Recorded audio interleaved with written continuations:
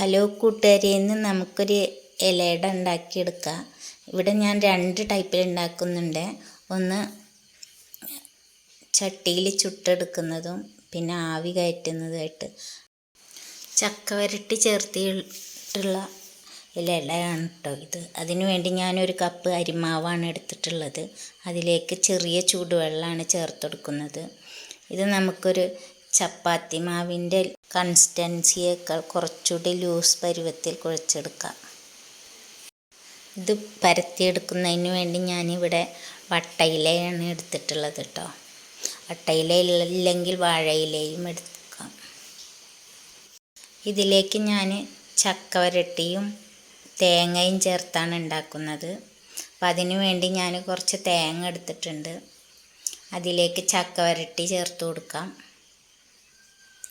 ഞാൻ കുറച്ച് ശർക്കര കൂടി ചീവിടുന്നുണ്ട്. മധുരം കുറവാണെങ്കിൽ കുറച്ചധികം വേണ്ടവർക്കൊക്കെ കുറച്ചുകൂടി ശർക്കര ചേർത്തെടുക്കാം. അപ്പോൾ ഇനിയിപ്പോൾ ഈ ചക്ക വരട്ടി ഇല്ലയെന്നുണ്ടെങ്കിൽ ശർക്കര കൂടുതൽ ചേർത്താൽ മതി കേട്ടോ. ചക്ക വരട്ടി ആകുമ്പോൾ നമുക്ക് ആ ചക്കയുടെ ഒരു ടേസ്റ്റ് കൂടി കിട്ടുമല്ലോ. പിന്നെ ഈ ചക്ക വരട്ടി നമുക്ക് കുറേ കാലം കേടുവരാതെ സൂക്ഷിക്കാൻ പറ്റുന്നതാണ്. ചക്ക ഇല്ലാത്ത കാലത്തേക്ക് വേണ്ടിയിട്ട്, ചക്ക അധികമൊക്കെ കിട്ടുന്ന സമയത്തേ. അപ്പം അങ്ങനെ ഉണ്ടാക്കിയെടുത്തതാണിത്. നമുക്ക് ഇതിങ്ങനെ ഇലയിൽ പരത്തി, മാവ് പരത്തിയതിന് ശേഷം അതിൻ്റെ മുകളിൽ ഒരു വശം ഈ ചക്ക വരട്ടിയും തേങ്ങയും കൂടി വെച്ച് കൊടുക്കാം. എന്നിട്ട് അതിൻ്റെ ഒരു ഭാഗം ഇല മൂടിയെടുക്കാം. അങ്ങനെ ഞാനിത് ഒരു ഇഡ്ഡലിച്ചെമ്പിൻ്റെ തട്ടിൽ വെച്ചാണ് ആവി കയറ്റാൻ വെക്കുന്നത്. അപ്പോൾ ആദ്യം ഒരു തട്ട് വെച്ചിട്ടുണ്ട്.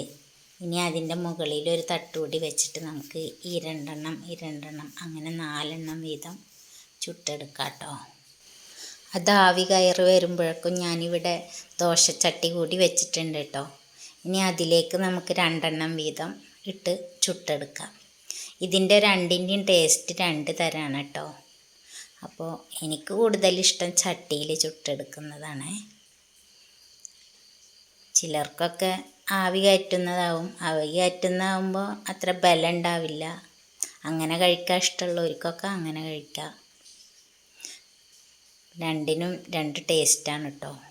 അപ്പം നമ്മുടെ ആവിയിൽ വെച്ച അടയ്ക്ക് വെന്ത് കിട്ടിയിട്ടുണ്ട്. അപ്പോൾ അതൊക്കെ ഒന്ന് എടുത്ത് മാറ്റാം. അപ്പോഴേക്കും ചട്ടിയിലിട്ടതും ഒന്ന് തിരിച്ചും മറിച്ചൊക്കെ ഇട്ട് കൊടുക്കുക. തിരിച്ചും മറിച്ചും ഇട്ട് കൊടുത്തിട്ട് വേണം വേവിച്ചെടുക്കാൻ.